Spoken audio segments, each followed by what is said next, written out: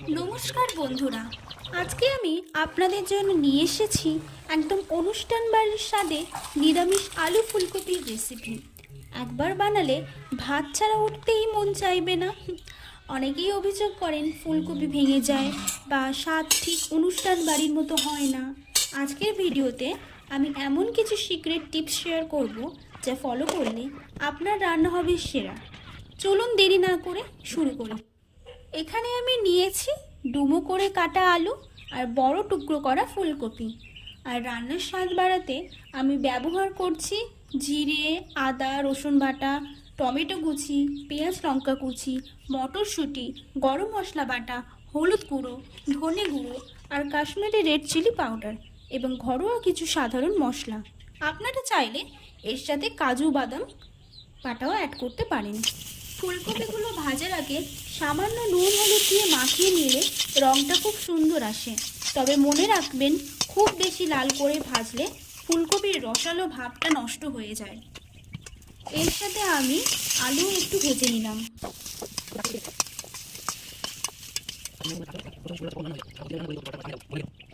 এখন ওই তেলেই দিয়ে দিচ্ছি তেজপাতা, শুকনো লঙ্কা, জিরের ফোড়ন, পেঁয়াজ লঙ্কা কুচি, আদা রসুন বাটা, স্বাদ মতো নুন, হলুদ আর কাশ্মীরি লাল লঙ্কার গুঁড়ো।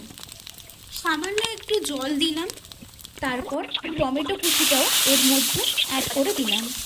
মশলা কষাবো যতক্ষণ না তেল ছাড়ে। এবার ফুলকপি আলু দিয়ে ভালো করে নেড়ে পরিমাণ মতো জল দিয়ে ঢেকে দেবো 10 মিনিট। এখানে একটি প্রো টিপস দিচ্ছি, রান্নায় সবসময় গরম জল ব্যবহার করার চেষ্টা করবেন। এতে রান্নার টেস্ট এবং কালার দুটোই অটুট থাকবে। এর সাথে আমি একটু মটরশুঁটিও অ্যাড করছি। ধনে গুঁড়োটাও আমি এর সাথে দিয়ে দিলাম। রান্নার আসল জাদুতে লুকিয়ে আছে মশলা কষানোতে। লো ফ্লেমে মশলা থেকে তেল না ছাড়া পর্যন্ত কষাতে থাকবে। এখানেই আমি মেশাচ্ছি সামান্য একটু চিনি, যা রান্নার স্বাদ ব্যালেন্স করবে। এবার এটাকে জল দিয়ে ভালো করে নেড়ে 10 মিনিট মতো এটাকে ঢেকে দেবেন। এই দেখুন, একদম পারফেক্ট আলু ফুলকপির রেসিপি। রং, গন্ধ সব কিছু একদম অনুষ্ঠান বাড়ির মতো। সবশেষে আমি এর মধ্যে একটু গরম মশলা বাটাও দিয়ে দিলাম। আমার আজকের এই রেসিপিটি আপনাদের কেমন লেগেছে অবশ্যই কমেন্টে জানাবেন। ভালো লাগলে চ্যানেলটি সাবস্ক্রাইব করতে ভুলবেন না কিন্তু। দেখুন, তৈরি হয়ে গেল জিভে জল আনা আলু ফুলকপির রেসিপি।